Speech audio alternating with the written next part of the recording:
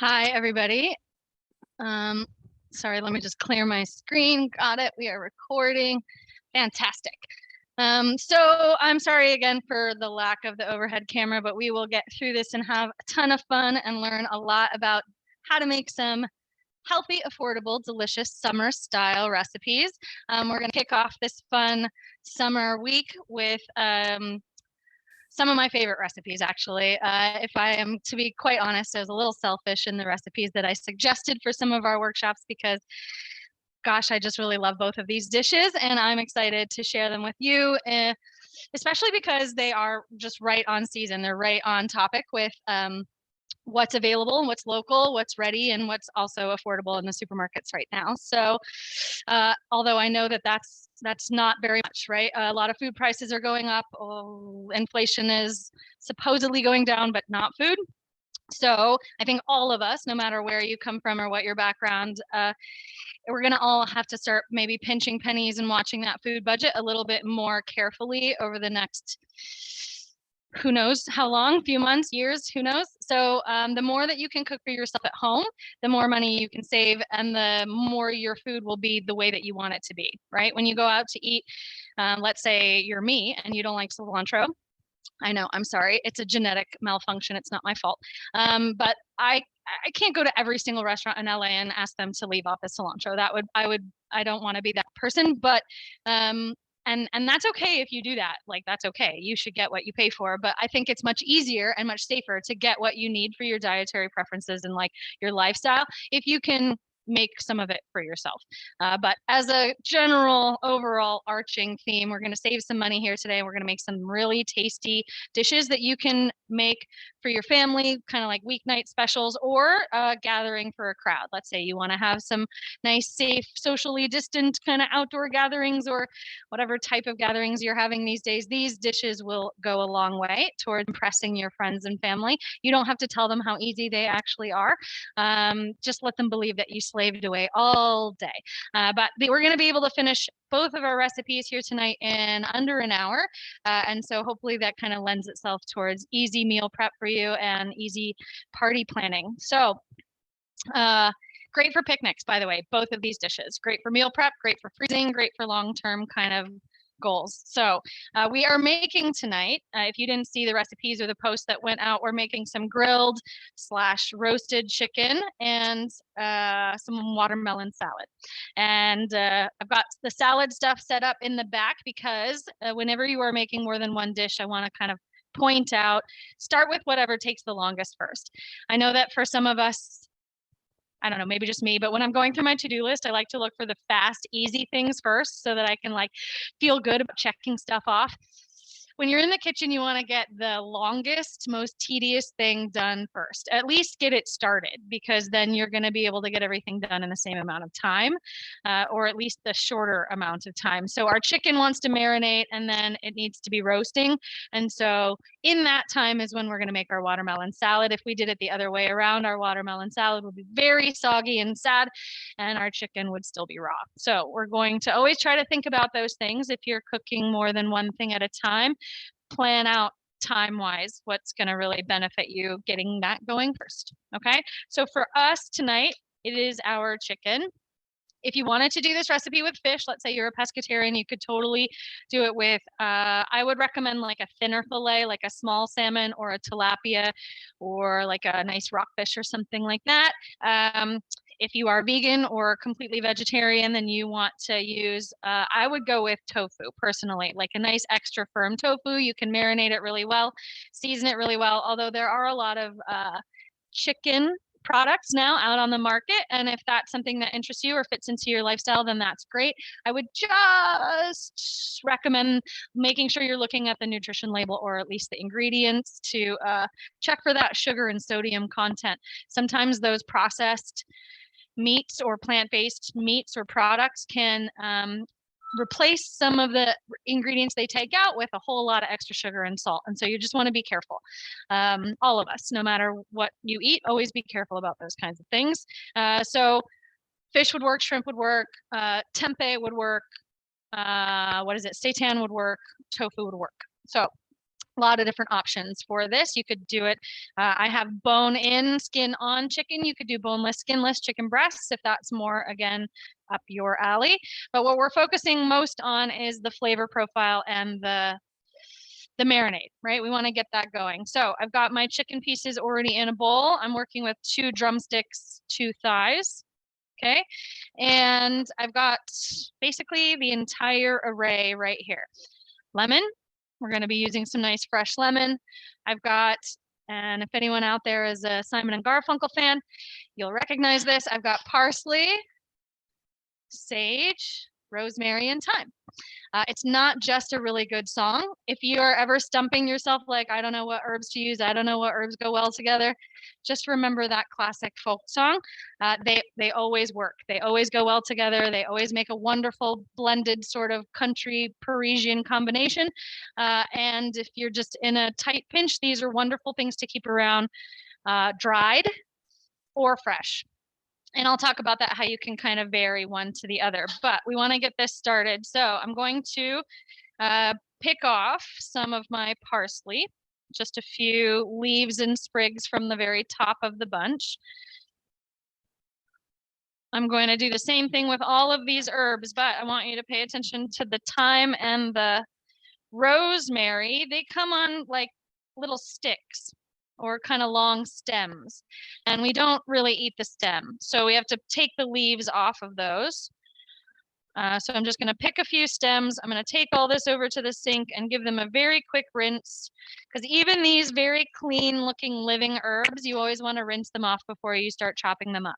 Okay, but I do recommend, if you have a choice between just a pack of rosemary and a living rosemary, buy the living rosemary. It lasts like 5 times longer in your fridge because it's still alive, and so that aspect of it, the soil that it comes with, will actually keep it alive in your fridge much longer. So you're going to save money. You can use it more, right? Also, you can plant it. if it looks like you're not going to use it all up by the time you it might go bad, just put it in a pot on a windowsill, and you can have fresh rosemary for the rest of your life. It does very well transitioning from these little plastic containers into a small pot. So even if you just have a window or a small balcony or like a front stoop, you can grow fresh herbs for yourself. You already paid for it, right? Might as well plant it and at least give it a try. So I'm picking my sage leaves now as well. I've got a couple of rosemary sprigs, some sage, some thyme, and some parsley. Like I said, I'm going to rinse these off just to be extra sure that they're nice and clean. Although I will say these living herbs are very clean. Grow them indoors in greenhouses, in like little hot houses. So they're pretty clean. But we always want to be sure about our food. Rinse things off. Sorry, my sink is off camera, but luckily for you guys, I have my little Madonna headset, so I'll just talk you through it all. I know, I guess I'm dating myself, right? I'm sure some younger people use these headsets, but I just go straight to the Queen Madonna. It's where I come from. We're going to keep the herbs nearby because we want to eventually add some more of these to our roasty sheet pan, but to make the marinade, we're going to get this going. So for the rosemary, you want to grab it by the end of the stem, not the bottom of the stem, the top end of the stem, and then drag your fingers down the stem while holding gently. You should be able to just pull off the leaves, and then you're left with the stem. Okay, so we want to do that with all of our rosemary, making sure that the tough, woody stem is not included. Same thing with the thyme. You grab it on one end, and you just pull gently in the opposite direction, and you're going to get all the little thyme leaves, and then you leave the stem behind. Parsley, cilantro, dill, some of these softer herbs, we call them fine herbe in French. I don't speak French. I'm sorry. I'm just butchering the accent, but in the kitchen, we say fine herbe, just like fine herbs, soft herbs. You can eat the stems of those, parsley and cilantro and everything. You just chop them up really fine, and they're perfectly edible, full of flavor. But these kind of woody stems like rosemary, thyme, and oregano, You don't want to eat those, folks. Not very pleasant. Chef Julia. Okay, once you, yes, Can I ask question? a question? Yes. course. Is it possible for people to substitute the fresh herbs with like dried herbs, like dried parsley? And how will that change the profile? Or I see that you have lemons. I know there's different kinds of lemons. And if it's not available, can they use like bottled lemon juice or lime?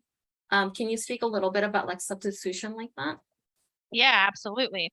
So the herbs we'll start with, first of all, I just kind of want to show you while I'm doing this while I'm talking. So I bundle all the herbs together in a little bunch, and I just squeeze them together as tightly as possible in this little wad on my cutting board.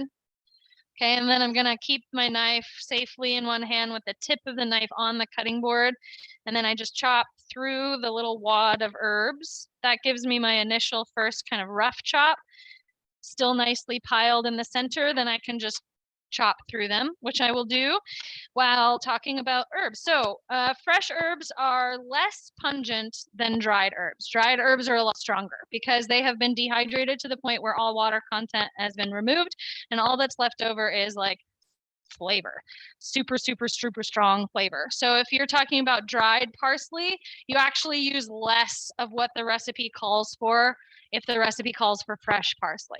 So like our recipe, I think it says 2 tablespoons, let me see, 1 tablespoon picked parsley chopped, or teaspoon, I guess it is. 1 teaspoon fresh would probably be like half a teaspoon dried. So you definitely want to reduce the content that a recipe asks for if you have dried as opposed to fresh.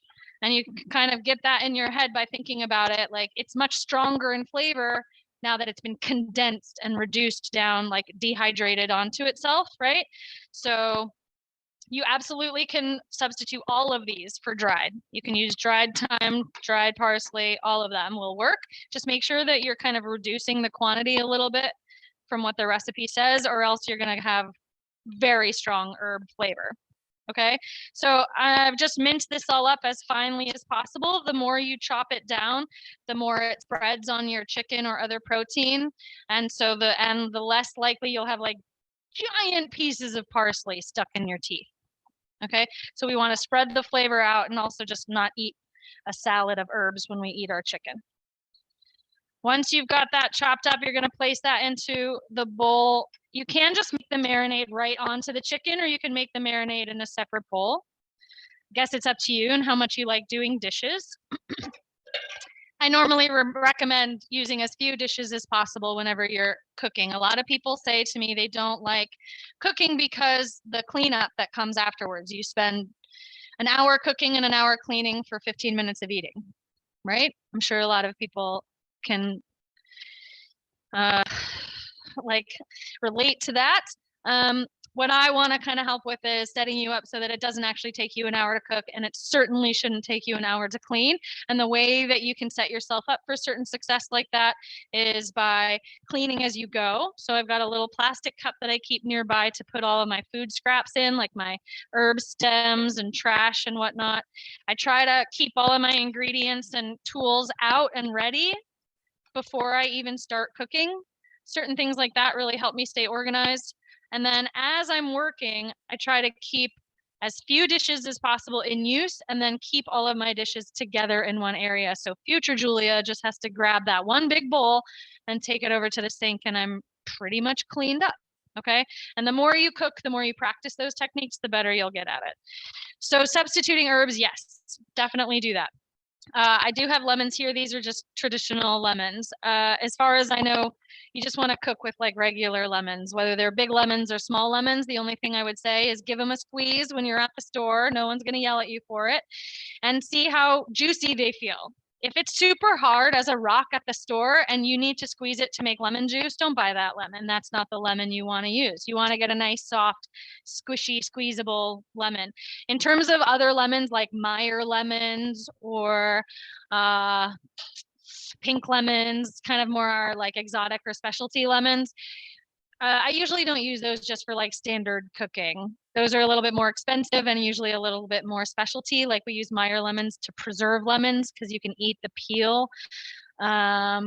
There's a lot of different things to do with lots of different lemons, but if a recipe just says lemon, then I would stick to a standard regular yellow lemon, whichever size, just because it's usually just going to get cooked into something. It's not the star of the show. Does that make sense? And then if a recipe just says the juice of 1 lemon, that's not helpful at all to you, right? Because there's lemons this size or this size. It's going to be a lot different in juice content. So you want to look for a recipe that actually gives you measurements, if at all possible. 1 regular size lemon should be about 2 tablespoons of juice, but like this little guy is only going to give me probably 1 tablespoon of juice. So you really do need to know what you're trying to go for. And if the recipe doesn't give you anything helpful like that, then I would get 2 and then start with 1 and taste it. Does that help? What was the other question, Grace? I'm sorry. Oh, if you can use the bottled lemon juice, if you can't get fresh lemons. Yeah, I mean, technically, I'm not going to be a snob about it, right? If that's what you have and it's going to like make your food taste a little bit lemony, then lemon juice from concentrate is okay. We definitely recommend fresh lemon juice, though, whether it's in a pitcher in your fridge or out of real lemons. It's going to taste very different from the lemon juice concentrate. So if you're using lemon juice concentrate, I would use a little bit less because it ends up tasting a little bit more bitter the more you put in. And so you can be kind of sensitive to that. I would just taste it as you go. But yes, with lemon and lime juice, if that's what you have, then I still want you to get the vitamin C and the flavor from it, right? Just maybe go a little bit on the less side. We're so lucky in Southern California, you probably have a next door neighbor who has a lemon tree or something. Just go steal one over the fence. Maybe you can ask first, but there's lemons everywhere in LA. We're so lucky. And they grow pretty much all year round here, which is really weird, but it's wonderful. Okay, so looking at our recipe, and I'll go over other modifications and adjustments as we go through because these are great questions. We have our herbs. We have chopped them all together. We are going to mix some garlic into this with some salt and pepper and some olive oil, and that is our marinade. Okay, and so I could chop the garlic and mess around with all that just like I did with the herbs, but I'm going to demonstrate my 3rd favorite kitchen tool. This is Microplane. I know that's really specific, right? This is my 1st favorite kitchen tool. Gotta be. This is my 2nd, because I wouldn't be able to do anything without my tongs. These are my robot hands. It's how I do hot things. 3rd, this is the most useful random tool that you can have. A Microplane is a fine zester, but it's not just for lemon zest or orange zest. I can grate garlic on it. I can grate Parmesan on it. I can grate ginger on it. I can make a really nice like seasoned paste by rubbing things against this fine metal rasp, and I don't spend a lot of time mincing garlic. So I just cut off one end so that I can easily peel it. And I place my Microplane over the bowl that I'm going to be grinding the garlic into, and I just scrape the garlic against it. It's like a rasp, like a nail file, and it's just grinding it down. See, I'm already halfway through the garlic clove, and it's collecting the garlic paste on the bottom of the Microplane in this little channel, and it is perfectly processed, beautiful, fine garlic that isn't going to be chunky or hard to eat. I just tap it and it all comes right off, and I've got my perfect garlic paste mixed in with my herbs. All right, super fast, super easy. You don't have to get all sticky fingered chopping up the garlic and messing around with it. Garlic presses, I also will say, my least favorite tool in the kitchen. They have one job and they don't even do it that well. You constantly have to squeeze the garlic back through it, pull it out, press it through again, try to get the ends around. This does that for you, and it does zest of lemons and limes and oranges and Parmesan and grated ginger and all those other things, right? This does lots of tools, jobs very well. A garlic press does 0 jobs very well. All right, just takes up space in your kitchen. It's kind of a thing I would recommend about any tool in the kitchen. If it does one thing and one thing only, don't get that tool. There is always going to be something else that does that job and some other job. Okay. Something I learned from Alton Brown. Okay, we're gonna add to this some salt and pepper, a good hearty pinch of each. And I want you to see that I'm using my pinchers. When we say a pinch of salt and pepper, it's because we keep our salt and pepper in little dishes, not in shakers. You have no idea how much salt you're putting into your food if you're doing this. No control over that situation. At that point, the salt shaker has become the chef in charge. You are now the sous chef. That's not cool, right? You get to be the chef in charge. So pinch your salt, little pinchers. If you need more salt, you can always add more, but a pinch to start is always a great way to go. To that, I'm gonna add a drizzle of my olive oil. I use a blend of extra virgin olive oil and canola oil, 50-50 blend. I do that because olive oil is expensive. I can get a big bottle of olive oil for $20 and a big bottle of canola oil for $6. They are both very heart healthy oils, very, very good for cooking. Canola has a slightly higher smoke point, which means I can roast at really high temperatures, and I can get the benefit and the flavor of olive oil while stretching my dollar out.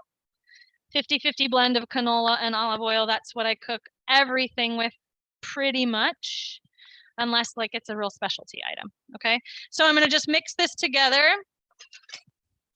Just doesn't have to be fancy, just kind of wanna combine the salt and pepper and get that garlic grated, kind of blended into the herbs. And then I'm going to spread this all over the chicken. And I really want to make sure that it does get kind of rubbed into it. So I'm going to put on some gloves, or at least one glove. You can use your bare hands with raw chicken and raw meat, right? You just need to, I'm not kidding, need to immediately stop and go wash your hands after. Do not touch anything else. Do not pass go. Don't even rub your eyes. Don't accidentally pet the dog. Nothing. Okay. And so I find it just a little bit easier and less perilous to wear the glove, because what if I accidentally did that? And then like the fear of salmonella poisoning is real for me. So I just always a little bit more cautious, especially when it comes to raw chicken. Nicely coated, gently rubbed all over the chicken, got a good herb and garlic kind of coating, right? That's gonna sit for maybe 5 minutes. It doesn't need to marinate very long. If you're an incredible human, I think these people are better than all of us put together. I don't know. The people who can actually like think in the morning, what am I having for dinner tonight? Let me take some chicken out of the freezer and defrost it. Oh, I'll marinate it in advance. Those are like the people who take their laundry out of the dryer and immediately fold it. Heroes. I don't know who you are. I am not that person. I definitely forget to marinate everything until 5 minutes before I want to cook it. And I'm like, oh, dang it, it's still okay. 5 minutes is better than 0 minutes in the marinade. All right, 10 minutes, 20 minutes, put it in the fridge while you take a shower. It's still gonna be good. So don't be mad at yourself if you forgot this morning. It's okay. We're going to squeeze the lemon on when it goes onto the sheet pan. But what we need to do first, since this is a summer recipe, if you have an outdoor grill, you would want to heat your outdoor grill up to 350 degrees, and you would cook this entirely on the grill.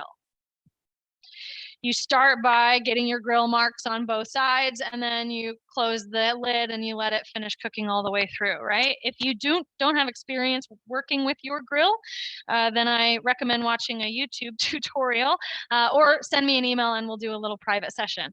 If you just bought yourself a grill or something and you need a little work your way into it, that's understandable.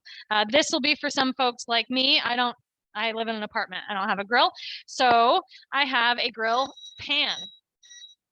This is a cast iron pan with grill lines on it. You can buy grill pans in all shapes and sizes, though I do recommend that you get a cast iron one. It's going to conduct the heat best. It's going to keep it nice and evenly cooking throughout the process. And all you have to do to clean it is scrape it off. But if you do get a different kind of grill pan, just promise me you won't get anything with plastic on it. Any pan that has plastic on it is now only good for the stovetop.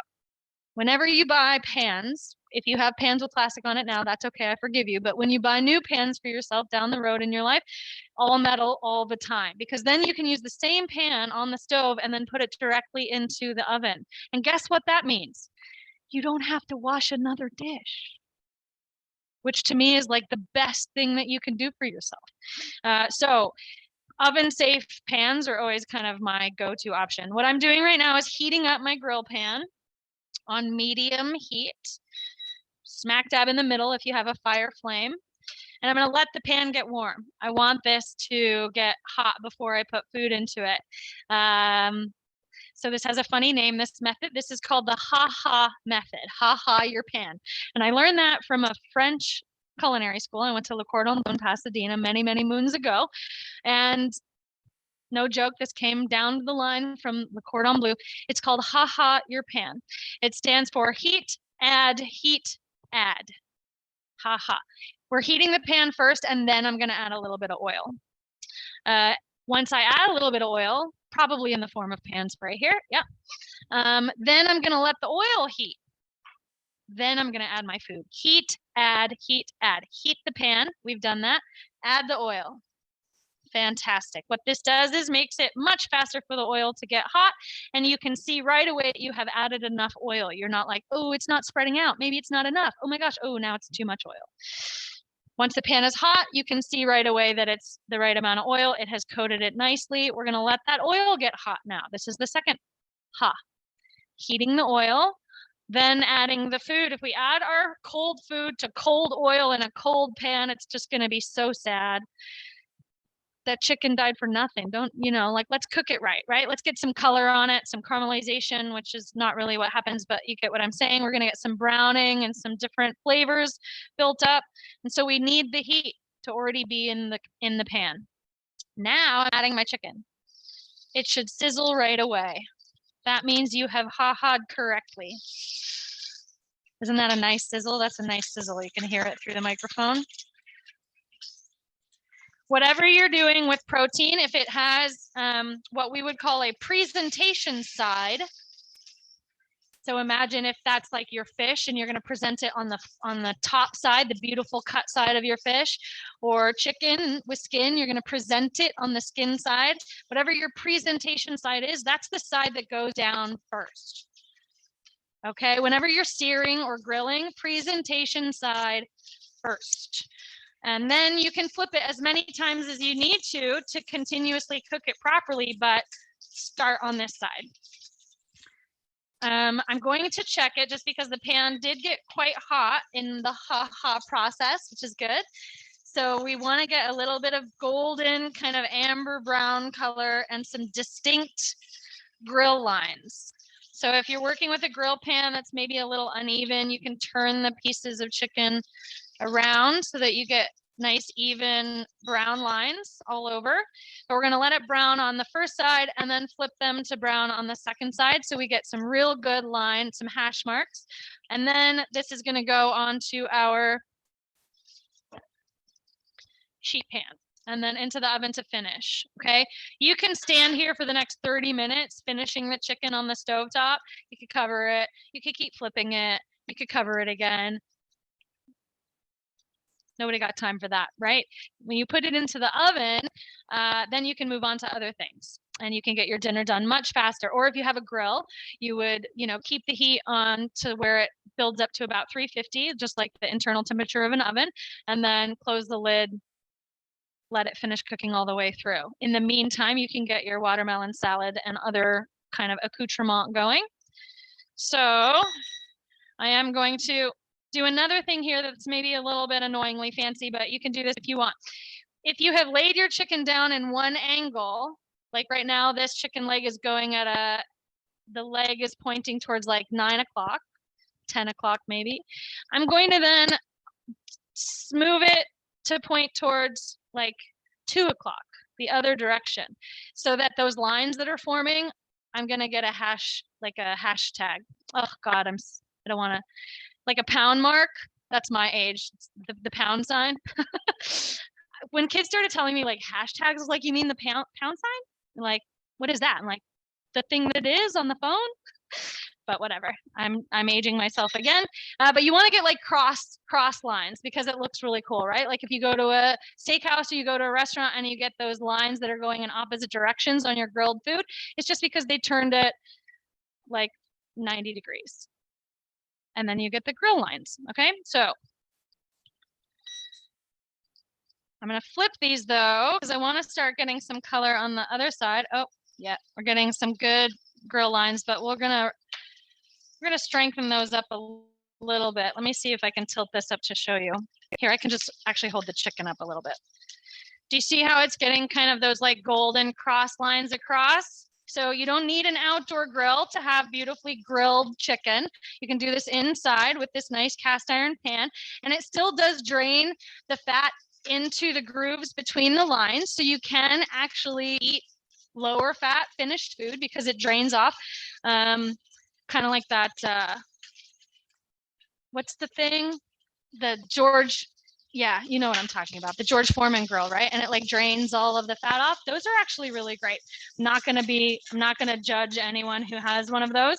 They grill really quickly and they leave perfect grill lines on your food. So if it's something that works for you, there's no shame in the George Foreman grill game, I suppose. Everyone should have access to like nicely grilled food, whether you are inside or outside.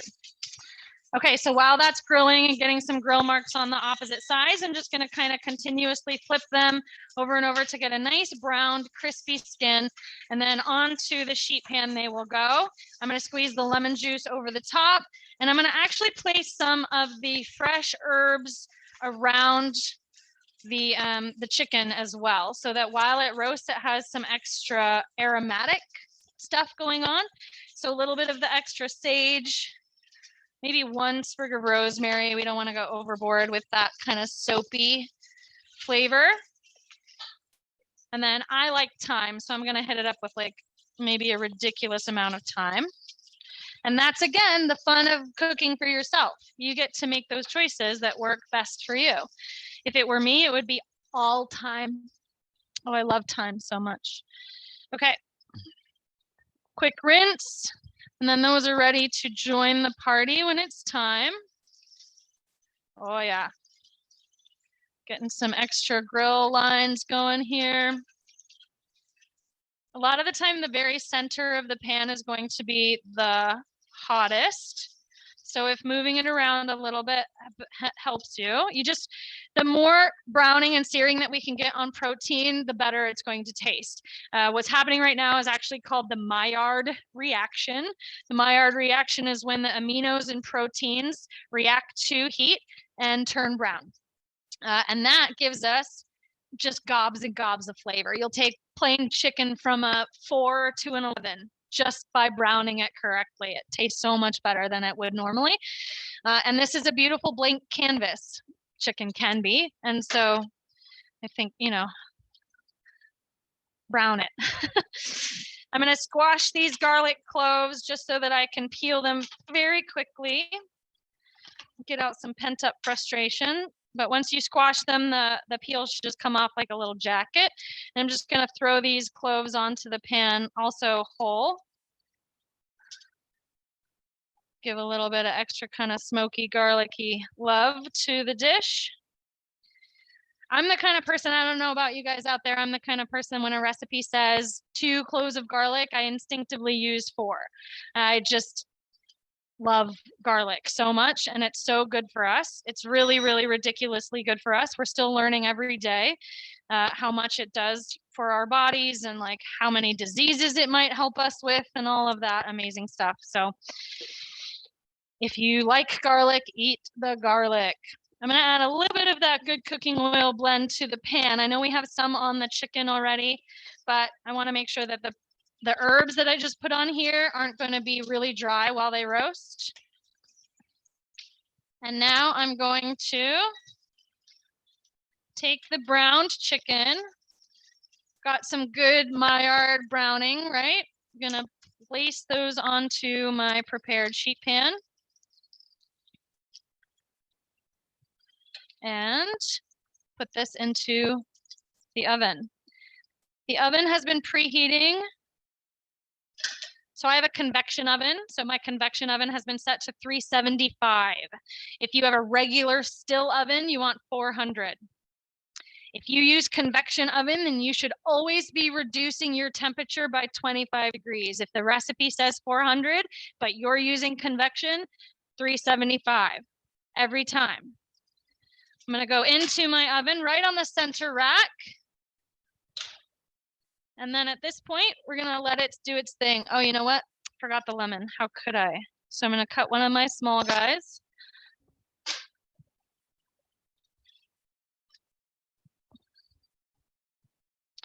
And because I'm a masochist, I guess, no, I just don't like wasting dishes. I told you that 1,000 times already. So even if it has lemons in it, I mean seeds in it, I don't bother with like a strainer or a juicer. I just hold the lemon facing up and hold it in my hand like that. And then I squeeze over the food. So if any seeds are going to try to come out, they are in my hand facing up. But the juice drizzles out of my palm. Now, why I say I'm a masochist for doing that is because I constantly have really dry cuticles and paper cuts, and that hurts. But my desire not to do dishes is greater than the small pain from a paper cut. But I will tell you, if you do squeeze a lemon by hand and you were not aware, that is how you're going to find out that you had a little cut on your fingers, and it's not the best. So grill pan, all I have to do while it's still warm is wipe it out with paper towels or like one of my dirty cleaning towels, and it's pretty much clean. If there's anything stuck to it, I just take a non-abrasive scrubby or some kosher salt, and I rub that out to get this stuck thing unstuck, and then it's done. You can rinse them, you can get them wet, but you prefer not to soak them, and we definitely prefer not to use dish soap. That's why I actually think they're the easiest thing to clean. You just kind of wipe them out and use them again. Okay, and so here I am helping myself out for later. All I'm gonna have to take is this to the sink. Set that aside, because while our chicken cooks, we can really quickly make this watermelon salad. Oof. So I went to 3 stores this morning because I was really hoping to find like a small personal size watermelon. Yeah, that didn't happen. I got the smallest one I could find. I guess that's what happens in the late summer. Watermelons are really big and bountiful and delicious and amazing. So if you don't think that you can eat the whole watermelon, usually in the section of the produce at the store, they'll have like some already cut watermelon or pineapple or fruit right in the bowls. That's going to be a lot pricier though than just buying the whole watermelon. I could have bought a bowl of pre-cut watermelon for $7.99, and it's only about 6 ounces of watermelon, and this whole watermelon cost me $7.99. So budget wise, it is almost always more cost effective to buy produce in its whole form, but they also sometimes, instead of the pre-cut bowls and the whole watermelon, they'll have a half a watermelon. Like they have that at my local Vons, they have that at the Ralph's here in Westwood. It's like a half a watermelon or a watermelon that's been cut into wedges, like a big piece of watermelon, so you can still get a lot out of it, but it's less than this big boy, which is understandable if you don't want that much watermelon. But what I'm going to demo is how to use some of this very large watermelon. I'm not going to cut all of it today. That would be a little much. But to show you what I would do if I'm only going to be using part of a watermelon for this, I would end up first cutting it in half because I'm only going to use probably half of it, maybe even just a third of it. So I just cut off the part that I think I'm going to use. And if it's too big for your knife, you just have to go kind of around it until you can get all the way through. Okay, so I'm going to use this smaller portion here today.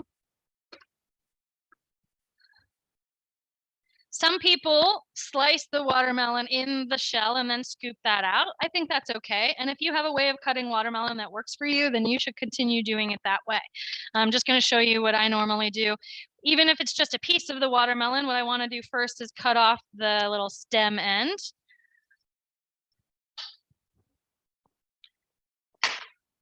And then from there, I've got my cut side, leave that on flat.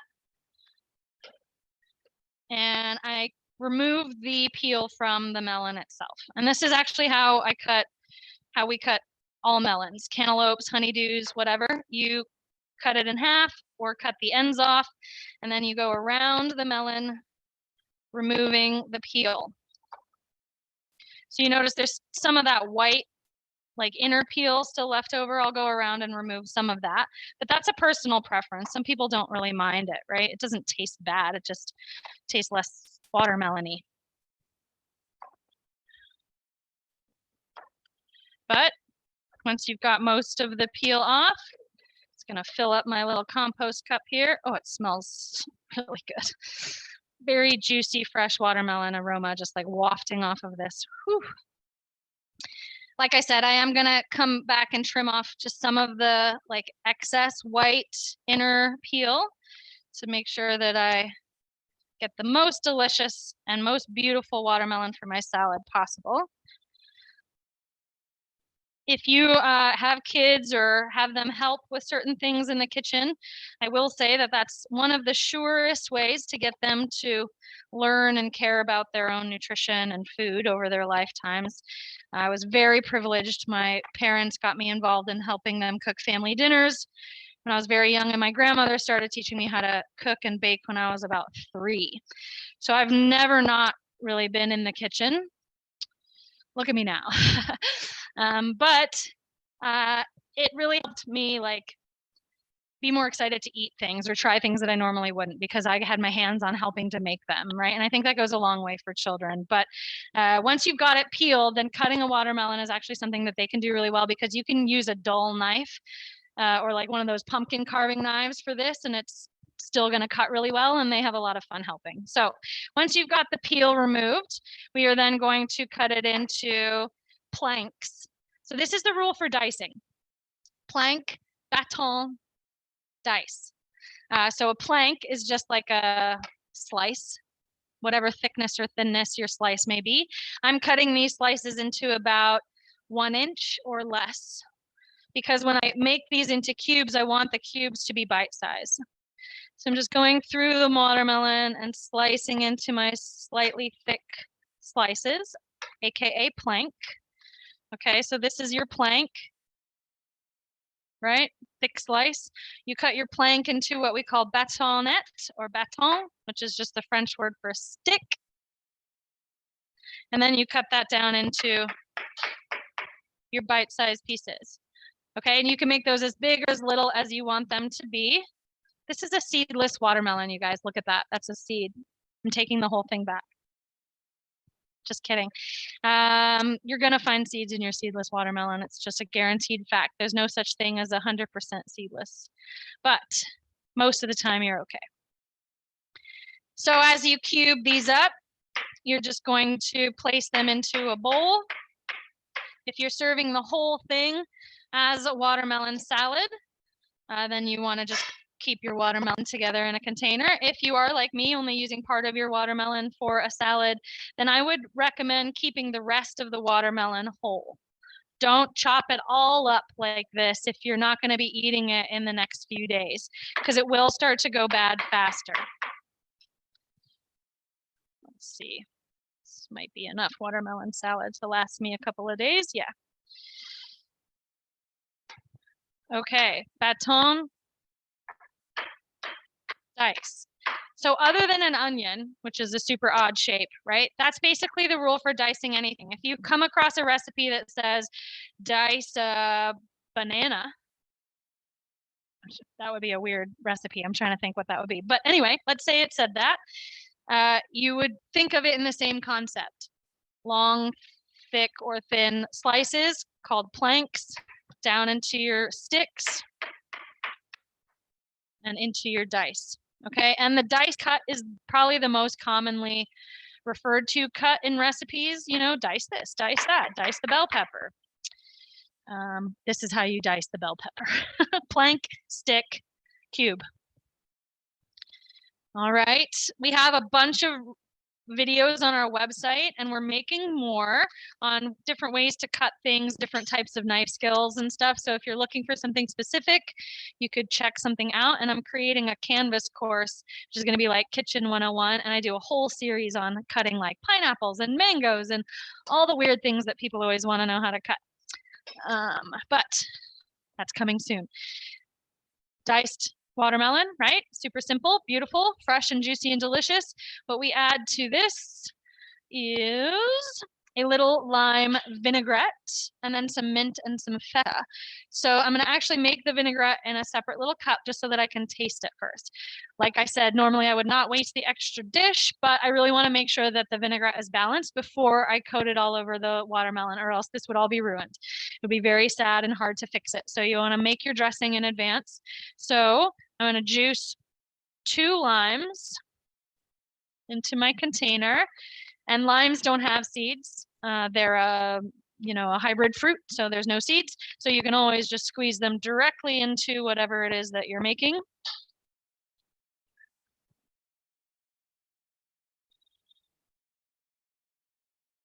Limes are a little bit less easy to find in LA. People don't have as many lime trees. They're a little bit harder to grow.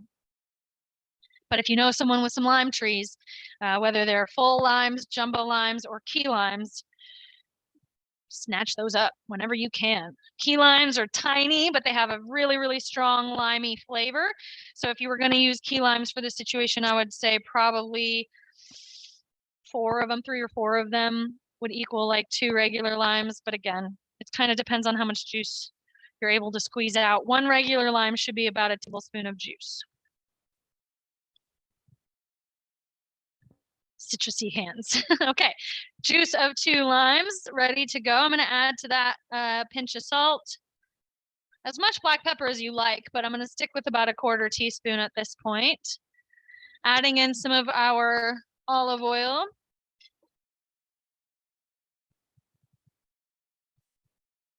And I'm just going to put a lid on this and shake it up. And that's going to be our vinaigrette. Definitely want to taste it though. You don't ever want to just pour a sauce all over your food without tasting it. Tasting is one of the more important parts of cooking that I think a lot of people tend to be like, oh yeah, I like to taste your food. Oh, right. Yeah, you should do that. That's good. Okay. Limey. Well, there's a fun random piece of trivia for you. Anyone out there know why they used to call British sailors limeys? Kind of a derogatory term, but it's because they used to get a ration of limes to help prevent scurvy. The vitamin C keeps them from getting scurvy. Once they discovered that, they just shipped out pounds and pounds of limes on every British naval boat. They got the name limey. Don't call them that today though. Whew, not a nice name. Okay. Just like most old-timey slang names, right? Pretty derogatory. Feta, which in New Zealand they call feta. I'm like, did you just say theater? No, feta. Feta cheese. That's how they say that in New Zealand. I spent some time there and that was the funniest word to me. Feta. You can buy feta in whole block form, cube form, or crumbled form. And honestly, depending on whatever is on sale, that's the form you should buy the feta. Okay, it can be a little bit pricey, but it goes a long way and it lasts almost forever because it's already a really strong, really aged cheese, and it usually comes with a little bit of water in the container. Do not pour that water out, because if you want to keep any of the feta, you need to leave it in the water. That will keep it fresher longer.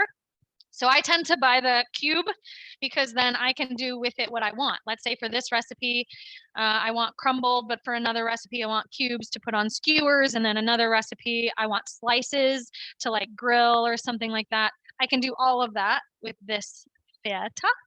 But if it already came crumbled, then I don't have any choices, right? So this recipe says crumbled. You would just break off a piece and you would crumble it over the top. And that would be delicious and wonderful. I think for presentation, I'm actually going to cut some of it into small cubes so that the cubes mix with the cubes and it's like a Picasso party.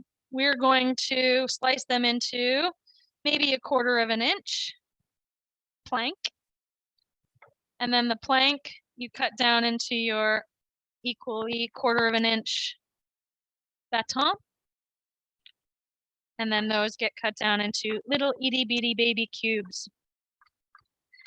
The cubes I'm going to put directly in with the watermelon so that it all gets dressed. If I dressed just the watermelon, then the feta would just be like a cold bite of cheese. It wouldn't kind of be part of the party.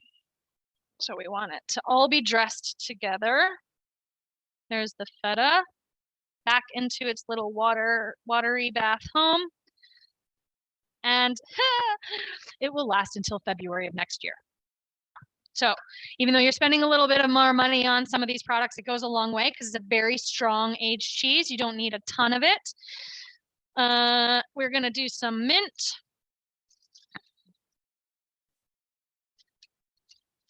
Again, I got the living mint, although normally I wouldn't because mint is like a weed. Mint is one of the things that you don't want to actually plant in your garden with other things. Keep them in a pot, keep them by themselves. But if you plant mint in your garden, you will have a mint garden very soon. It will take over. So even if I do plant this living mint, it will be in a pot. I've got a little bit of it, and here's the trick. This is one of the times I'm going to be a little bit snobby in particular. Since it's a raw salad and we want our mint to stay vibrant and green and beautiful and fresh, we do not cut it with a knife. That's going to bruise it and tear it and start it to turn black. So we just rip it. Just put it in a little pile and tear it into nice little pieces. And it just keeps it looking a little fresher, a little brighter green, and it doesn't like start to bruise it and kind of ruin it in the process. You can chop herbs like we did for our marinade, right? And the more you chop it down, the more moisture comes out of it and the more it will actually kind of change its context. So just tear up your fresh green herbs, especially for a raw, fresh salad. We're going to dress this with some of our mint vinaigrette. Maybe not all of it. I'm going to put some and then toss it and see. Ooh.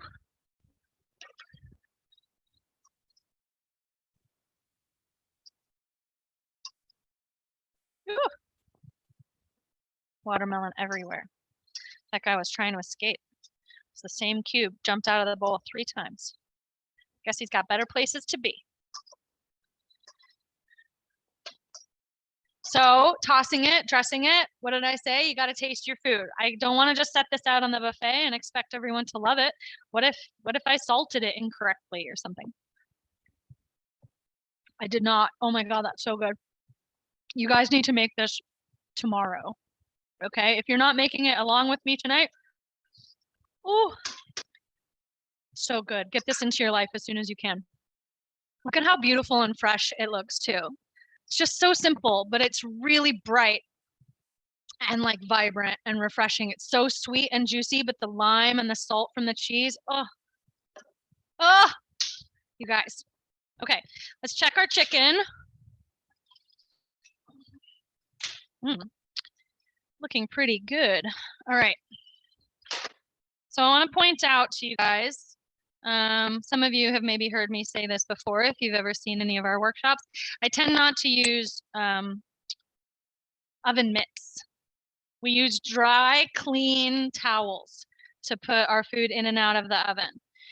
Oven mitts get a little gross inside. Let's just say that. When you're working and cooking a lot, your hands are wet or grimy or got salt on them or whatever, and then you go into the oven mitt. It's pretty hard to wash that out, even in the laundry. I'm a little weird about it. So towels, but just make sure that they're very dry. If you grab a hot pan with a wet towel, even the slightest dampness, the water conducts the heat directly from the pan into your skin and it can get you like 2nd-degree burns. So dry towels, okay? Let me grab our robot hands here. I want to kind of check the chicken. The best way to get a general idea on if your chicken is close to being done is to give it the poke test. And that just means to kind of press down on the meat of the meat, like a firm part of the meat, and see how firm it feels. So if you want to play along, oh, I know that it's 5 o'clock. If anyone really needs to go right now, you're more than welcome, but I'm going to finish. Play along with me. If you want, hold your hand in a fist, but don't squeeze it. Just like a loose, like little limp fist. That piece of your hand, the thumb pad, where your thumb meets the palm of the hand, poke that. Very, very soft and squishy, right? Your finger just caves in on the meat. That is raw. Now flex your fist really tight. Press the same spot. That is well done. Do you see how your finger does not cave in on the flesh? It's very firm and bounces back to the touch. That's pretty well done meat. It's not a guarantee. That's not a thermometer. That's not how we promise ourselves that our chicken is done. But if you're looking in the oven and you go, ooh, is it kind of almost done? I don't know. That's a way that you can get yourself like, oh no, it's super raw still. Or yeah, I think it might be close. Because then when it's close, the best way for you to tell if your chicken is done is by cutting into it. You can look for some telltale cues that the skin has shrunk up. Maybe the leg has started to expose the knuckle bone a little bit. But if you're using boneless, skinless, then that's not going to help you. And so the best thing to do is to cut into it. So when you're using boneless, you want to make sure that you cut close to the bone, but not directly on the bone, into the thickest part of the meat. And we want to just ensure that, here, I'll see if I can cut it all the way for you guys. I normally wouldn't do this because I would want to present the chicken thigh, but I'm going to cut it all the way open so that I can hold it up for you to see in the camera. What we're looking for here is like an opaque grayish color meat, and the muscle fibers look like they can shred apart, like they've actually separated while cooking. If it still looks like solid flesh, then that's wrong, right? See how the muscles have kind of separated and they look like I could shred them with a fork? No pink, no blood, no flesh. That is cooked chicken. And that's honestly the best way. If you have a meat thermometer and it's calibrated properly, then your chicken wants to read 165-degree internal temperature. 165, that is safe chicken temperature. Okay, but not everybody has a thermometer, although they're very affordable. Get yourself a digital one at Target or online. They are very affordable. And if it's something that you want to feel more confident in knowing when your chicken or other meats are ready, then you know, do what you need to do to feel safe. Okay, so what we're going to do is my favorite part really quickly. We're going to plate the food. Even if it's, I've said this before, even if it's a plastic Dora the Explorer plate or your grandmother's fine china, it does not matter. But taking the 30 seconds to present the food to yourself and your loved ones as if you were at a restaurant makes all the difference. First and foremost, if you're eating what we would call like healthy food, presentation makes a big difference in how you present it to yourself and how you are going to find joy in the food that you're about to eat, right? Presentation also is like why we charge you an arm and a leg to come to our restaurants. No, that's not true. We charge you what we because food is expensive and we're trying to cover like liability and health benefits and everything for the employees. And that's the other reason why cooking for yourself at home goes a long way, right? That $16 burrito costs $16 because they're trying to pay for health insurance for their 20 employees, as well as the overhead costs of their workman's comp insurance, et cetera, et cetera, et cetera. Luckily for you, this recipe, even with the feta, is about $2.15 per person when you make it at home. Okay, so it goes a real long way to learn how to make some of these easy weeknight recipes, and doesn't have to, you know, not everyone has to know how easy it was. These kinds of dishes do go a long way for entertaining and presenting, you know, beautiful seasonal food to your friends and family. A little bit of mint right on top because we know we got to garnish, right? With our herb chicken on the side. Ta-da. I know it's healthy, but like, is that your first instinct? My first instinct is, that looks good. Like that it's good for me is just a bonus, right? That it's super affordable is an awesome bonus. But like, you want to look at your food and go, oh my God, I can't wait to eat that. And hopefully you try this and hopefully you have that same reaction. It smells ridiculous in here, you guys. And this, I'm not kidding, that reaction I had when I ate it was like, I don't even like watermelon. Like I don't even eat watermelon. It's not my, like, it's okay. But like Oh my God, this is all I'm going to eat for the next 3 days. I cannot wait. I'm so excited. So on that note, the chicken, you can meal prep this. It's good for the next 5 to 7 days in your fridge. You can use it as whole chicken. You can chop it up to make chicken salad, burritos, rice bowls, whatever. The watermelon salad, if you've dressed it, it's going to last for about 2 to 3 days. Okay. I know that you asked a couple of questions. Were there any other questions that we really want to get to or that I can help anyone with before we say our farewells? Well, I have one last question. What is the best way to preserve the rest of the watermelon that you have in your bag? Do you wrap it in saran wrap, or do you just put it in the fridge? Definitely wrap it. And if you have plastic wrap that's like the super tight cling film kind that sticks to itself around the sides, so it's going to be a nice tight, airtight cover, that's the best bet. If you don't have one of those, then those shower cap covers, you guys know what I'm talking about. They go over the top of bowls and they keep it like tightly secured over the top. We use shower caps in my life growing up because they didn't like sell them. Now they sell them. They're the same as a shower cap. And you just cover it over tightly, really, really secure it down over the top. So it's actually touching the top and right into the fridge. One thing that I will say though, and this is, I've learned unfortunately the hard way, that if it's very round, if it's still wobbling a lot, and it's not going to sit in your fridge safely, put it in a bowl or something so that it doesn't fall out of your fridge every time you open the door. Okay. Yeah, I learned that the hard way. And how long does it last? Like, so once you've cut up the watermelon and then you wrap it, how long do you think it'll last in the fridge?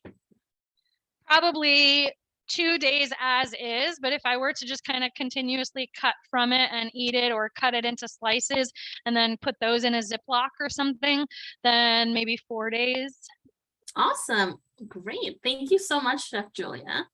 You're so welcome. Those are great questions. And I know that there was a lot of chatter in the chat. I'm sorry again about the overhead camera, you guys, today. If there's any questions or comments or concerns that we weren't able to address, but anyone, or you think of a question after the fact, I want everyone out there to know the Teaching Kitchen is a resource for all staff and faculty and students and alum and community members here on campus. But we are going to be starting our full calendar of classes in the fall, open to all students, staff, and faculty. So keep an eye on our website and or our Instagram to find out about all of those things coming up. And then if your staff, department, your team, like ever wants a team bonding or building exercise or workshop, please reach out to us. We do those as well, just like this. Thank you. And then one last question. What other sites would you recommend, and can we find that on the Teaching Kitchen website for recipes, for more recipes? Yes. Yes. Okay. I will definitely plug ours first. The Teaching Kitchen website has a full PDF catalog, and it's hundreds of websites, all broken down into breakfast, side dish, salad, weeknight dinners, and etc. And so both of these recipes can be found there. The watermelon is in the salad category, the chicken in the weeknight dinners. If there's ever a recipe that you can't find on our website, though, there are a lot of decent food websites out there, and I can make a short list of some of the ones that I think are the best. But the one thing that I will point out to folks, if you are looking for a recipe online and you found one that you think looks pretty good to you, some things to look for. First and foremost, how many times has it been reviewed? Right? How many people have made it before you, and how many stars does it have? If it's got 1 review and a 5-star rating, that was the person who wrote the recipe or their mom. Right? If it's got like 215 reviews and it's still anywhere between 4 and 5 stars, worth a shot. Definitely going to be at least worth trying. The second thing that I recommend about online recipes is scroll all the way to the bottom. First of all, it should have a jump to recipe button at the top. If it doesn't have a jump to recipe button at the top and they're forcing you to read about their like coffee in October and how they fell in love with apples for the first time, do not make that person's recipe. That person is not a cook. They are a blogger and they're just trying to get ad sales. There should be a jump to recipe button at the top. You should go all the way to the bottom and then scroll down even further until you see notes or comments. If there are a bunch of comments that said, "Oh, I tried this, but I did this. I tried it, but I tried this. I tried it, but I added this." If everybody had to change the recipe to make it good, that's not a good recipe. But someone might have changed something that benefits you, like, oh, I love this recipe. I used gluten-free flour instead of regular, and it was perfect. Then that helps you. You know that it's going to work for you if you want to try gluten-free flour, right? So take an extra second to read the reviews and read the comments. And then no matter what website it comes from, that's how you find a good online recipe. Awesome. Thank you so much. Oh my gosh, of course. Yeah, definitely check out our website. Yeah, thank you for all the great tips. I did post the links for the recipes as well as the UCLA Teaching Kitchen. They also have an Instagram at UCLA Teaching Kitchen. So I did want to plug that as well. Thank you again for joining us to kick off our Staff Appreciation Week. And a big thank you to UCLA Teaching Kitchen and especially to Chef Julia for always partnering with us. Thank you. Thank you so much. Thanks for having me, everybody. Have a wonderful rest of the week. Thank you so much.